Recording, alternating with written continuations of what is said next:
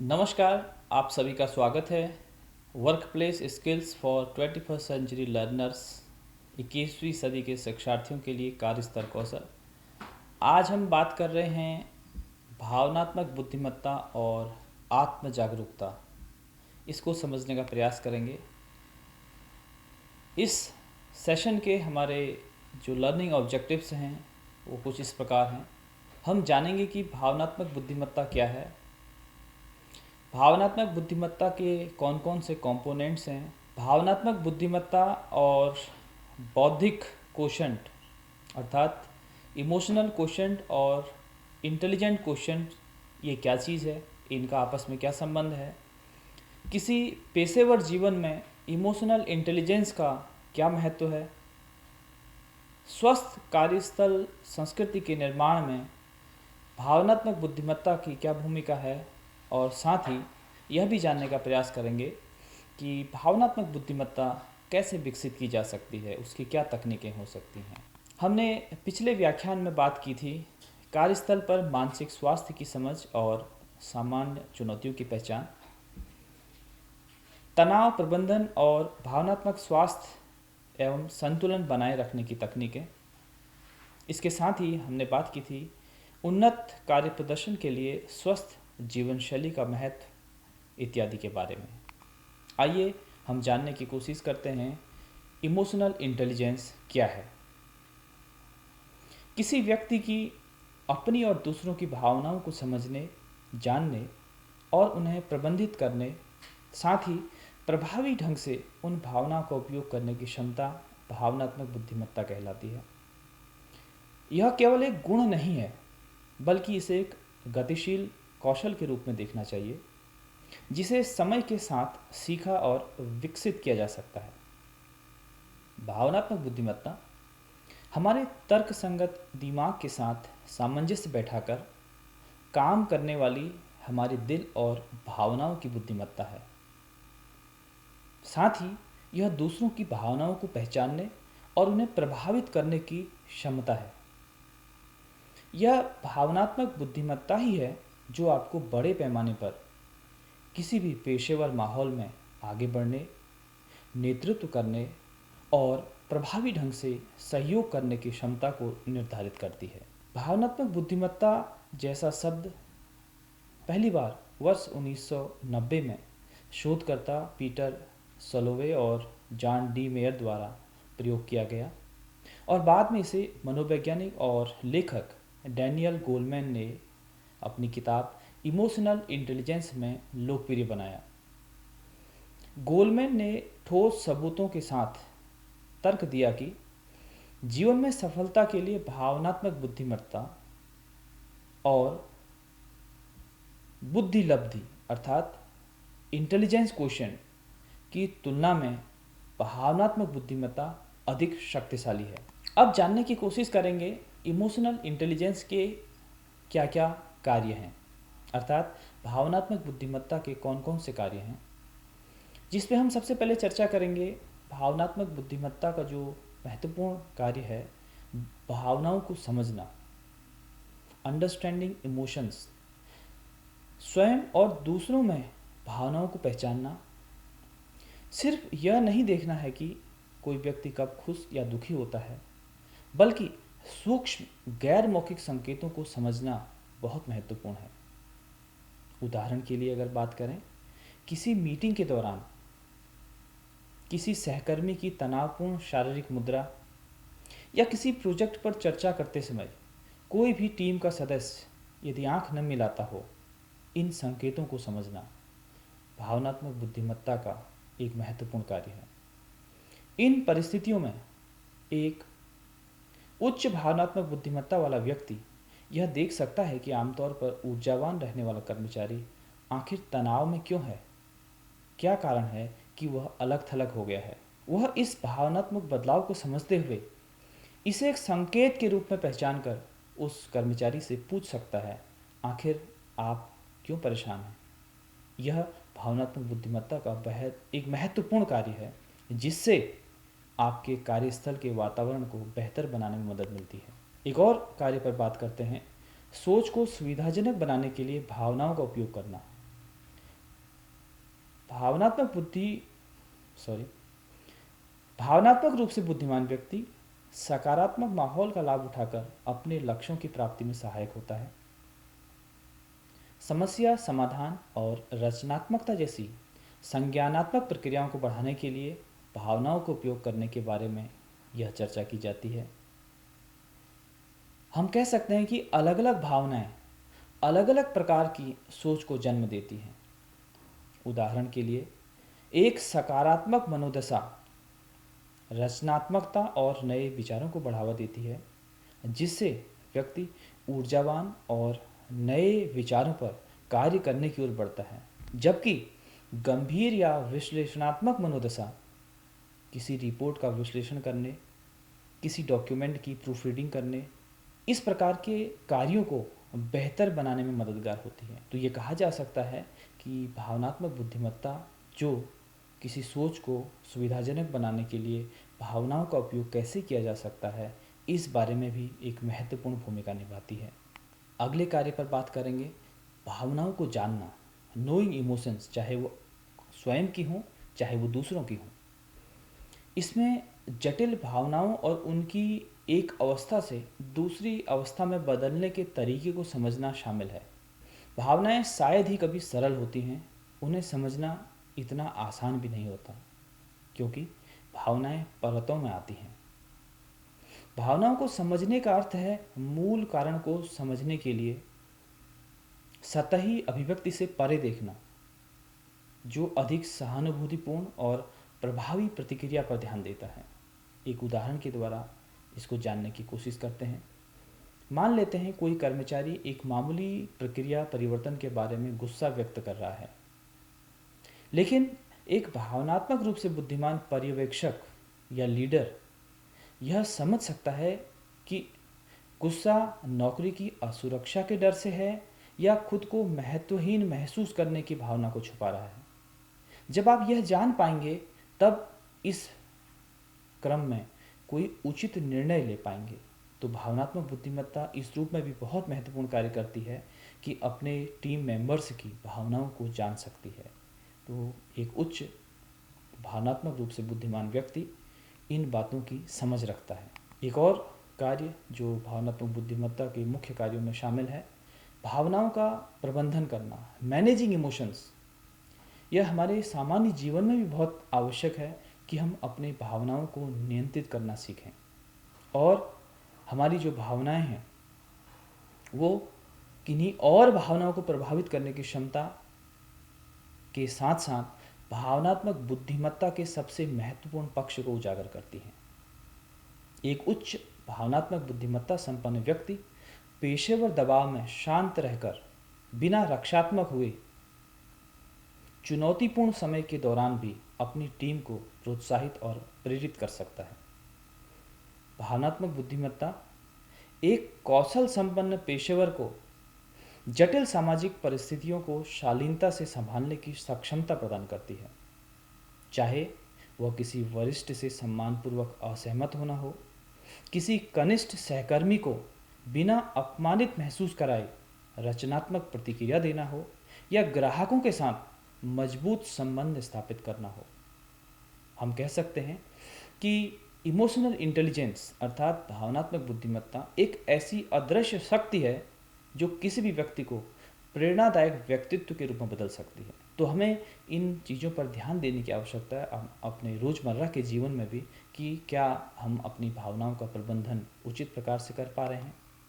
एक और चर्चा पर ले जा रहे हैं आपको, भावनाओं का प्रबंधन करना। उदाहरण के लिए एक और उदाहरण के द्वारा समझने की कोशिश करते हैं। एक परियोजना प्रबंधक जिसकी परियोजना में अचानक एक बड़ी बाधा आ जाती है, वह घबराता नहीं है और न ही दूसरों पर इसका दोष मढ़ता है। इसके बजाय वह अपनी चिंता का प्रबंधन करता है, अपनी भावनाओं का प्रबंधन करता है और अपनी टीम को शांत रहकर संबोधित करता है। साथ ही टीम की चिंताओं को स्वीकार करता है और सामूहिक ऊर्जा का समाधान खोजने में उस दिशा में उस ऊर्जा को खर्च करता है। यही भावनात्मक प्रबंधन है और यह गुण हम सभी में होना चाहिए। आइए आगे बढ़ते हैं। भावनात्मक बुद्धिमत्ता के मुख्य घटक। The core components of emotional intelligence. भावनात्मक बुद्धिमत्ता को विकसित करने की पहली सीढ़ी इसकी संरचना की समझ है। सामान्य रूप से भावनात्मक बुद्धिमत्ता को 5 मुख्य घटकों में विभाजित किया गया है, जिसमें से पहले 2 घटक स्वयं का प्रबंधन करने के बारे में, अगले 2 घटक समानुभूति और दूसरों के साथ आपके सामाजिक संबंधों का प्रबंधन करने के बारे में, और अंतिम घटक अभिप्रेरणा अर्थात मोटिवेशन। यह वह आंतरिक शक्ति है जो अन्य सभी घटकों को शक्ति प्रदान करती है। आइए जानते हैं वो कौन कौन से कंपोनेंट हैं। आत्म जागरूकता अर्थात सेल्फ अवेयरनेस। आत्म जागरूकता आपकी भावनाओं, मनोदशाओं, प्रेरणाओं, शक्तियों और कमजोरियों को पहचानने और समझने की क्षमता प्रदान करती है। साथ ही दूसरों पर पड़ने वाले उनके प्रभाव को समझने में भी क्षमता प्रदान करती है। एक आत्म जागरूक व्यक्ति अपने मूल्यों और लक्ष्यों को भली भांति जानता है और प्रामाणिकता के साथ अपने काम को अंजाम तक पहुंचाता है। आत्म जागरूकता व्यक्ति को विनम्र बनाती है। वह जीवन की लघुता और अपनी कमियों के बारे में पर्याप्त समझ रखता है।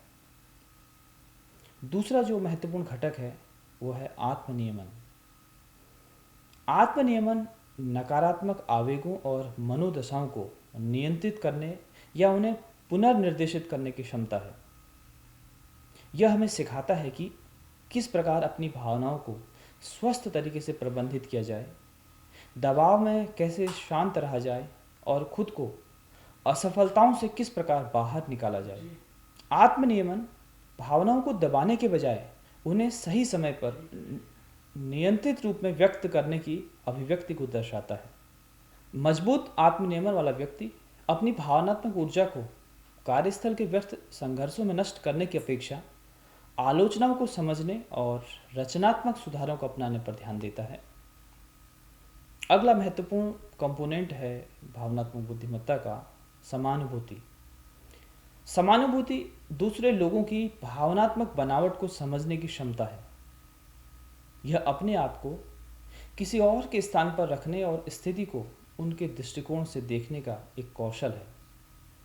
कार्यस्थल में समानुभूति अपनी टीम के प्रति निष्ठा और विश्वास को जन्म देती है, जिससे विभिन्न सांस्कृतिक पृष्ठभूमि के सहकर्मियों और उनके दृष्टिकोणों को समझने और समावेशी कार्यस्थल संस्कृति को बढ़ावा मिलता है। भावनात्मक बुद्धिमत्ता का जो अगला घटक है वह है सामाजिक कौशल। यह बहुत महत्वपूर्ण घटक है। सामाजिक कौशल वर्तमान कार्यस्थल कौशलों में महत्वपूर्ण स्थान रखता है। यह एक प्रभावी संचारक, प्रेरक और संबंधों का प्रबंधन करने का अद्वितीय कौशल है। सामाजिक कौशल एक ऐसा कौशल है जो व्यक्ति को अपनी टीम के सदस्यों के बीच विवादों को सुलझाने, सामूहिक लक्ष्यों की प्राप्ति और संस्थान की सकारात्मक छवि के निर्माण में महत्वपूर्ण भूमिका निभाता है। अगला महत्वपूर्ण घटक है मोटिवेशन अर्थात अभिप्रेरणा। अभिप्रेरणा काम के प्रति एक आंतरिक जुनून को दर्शाता है जो पैसे, पद या बाहरी पुरस्कारों से परे है। आंतरिक प्रेरणा व्यक्ति को अस्वीकृति के बाद भी अधिक दृढ़ और अपने दृष्टिकोण में रचनात्मक बनाती है, जो कि कार्यस्थल के लिए एक आवश्यक कौशल है। व्यक्ति आंतरिक प्रेरणा से नई चुनौतियों एवं विफलता का सामना करने में खुद को सक्षम पाता है। आइए आगे बढ़ते हैं। यह जानने की कोशिश करते हैं कि इमोशनल क्वोशेंट और इमोशनल इंटेलिजेंस यह क्या चीज़ है। इन दोनों को समझने का प्रयास करते हैं। इमोशनल क्वोशेंट को भावनात्मक बुद्धिमत्ता को मापने के एक तरीके के रूप में देखा जाता है, जबकि इमोशनल इंटेलिजेंस अपनी और दूसरों की भावनाओं को समझने, उन्हें प्रबंधित और प्रभावी ढंग से उपयोग करने की क्षमता है। यदि हम बात करें इमोशनल इंटेलिजेंस और इमोशनल क्वोशेंट की, तो कह सकते हैं दोनों बातें एक ही ओर इशारा करती हैं, लेकिन इंटेलिजेंस क्वोशेंट और इमोशनल क्वोशेंट दोनों अलग अलग चीज़ें हैं।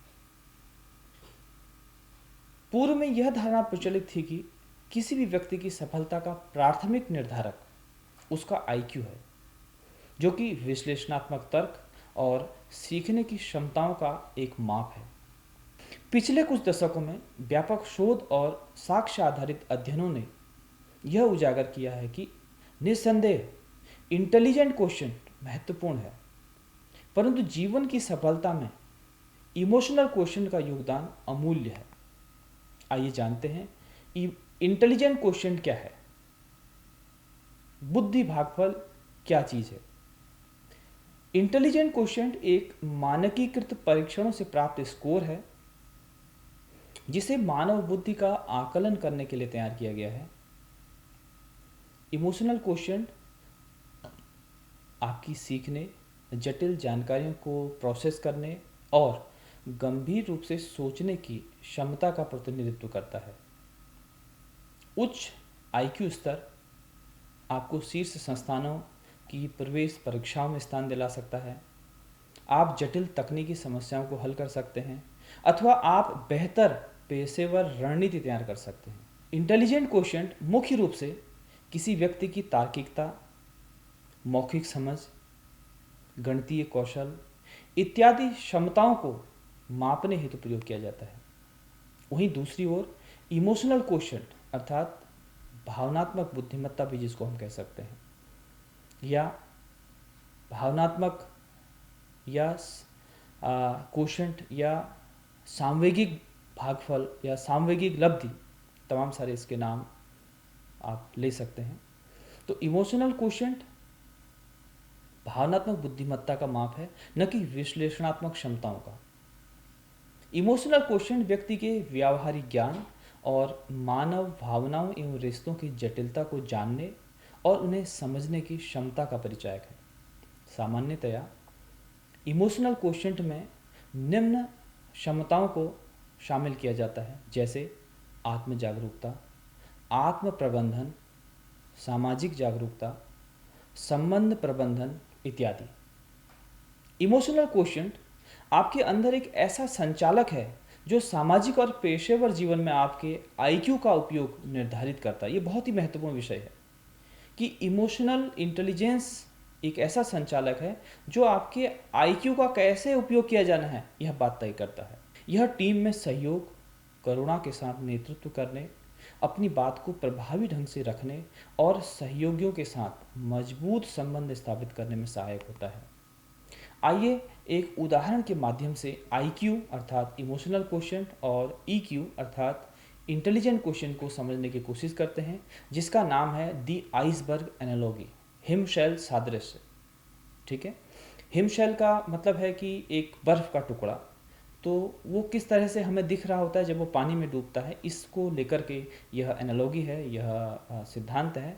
ये किस प्रकार आईक्यू और ईक्यू के संबंधों को स्पष्ट करता है। हिमशैल का जो भाग पानी के ऊपर है, यानी कि जो दृश्यमान है, उसको आईक्यू मान लेते हैं। यह आपके तकनीकी कौशल का प्रतिनिधित्व करता है। यह वे क्षमताएं हैं जिन्हें पहचानना और मापना आसान है, जैसे आपकी योग्यताएं, किसी विषय पर आपकी विशेषज्ञता, किसी सॉफ्टवेयर पर काम करने की आपकी क्षमता इत्यादि। इस प्रकार के कौशल आपके सीवी या तकनीकी साक्षात्कार के समय भी स्पष्ट होते हैं। जबकि दूसरी ओर हिमशैल अर्थात आइसबर्ग का जो भाग पानी के नीचे डूबा है, यानी कि जो दृश्यमान नहीं है, उसको ईक्यू मान लेते हैं, इमोशनल क्वोशिएंट मान लेते हैं।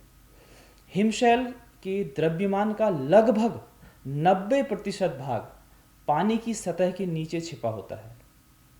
इसमें लचीलापन, अखंडता, समानुभूति, संचार कौशल और चरित्र जैसे गुण शामिल हैं। इन गुणों को मापना आसान नहीं है, लेकिन यही गुण पूरी संरचना को स्थिरता और शक्ति प्रदान करते हैं। जिस प्रकार एक हिमशैल का पानी के नीचे डूबा हुआ भाग हिमशैल के पानी के ऊपर दिख रहे भाग को स्थिर और दृश्यमान बनाए रखता है, ठीक उसी प्रकार एक उच्च इमोशनल क्वोशिएंट वाला व्यक्ति विशाल हिमशैल के समान है, जो हिमशैल की नोक अर्थात आईक्यू को स्थिर और प्रभावी रखने, खासकर दबाव और संकट के समय एक महत्वपूर्ण भूमिका निभाता है। कह सकते हैं कि IQ आपको नौकरी दिला सकता है, EQ आपको नौकरी में बनाए रखने और पदोन्नति दिलाने में योगदान करता है। धन्यवाद।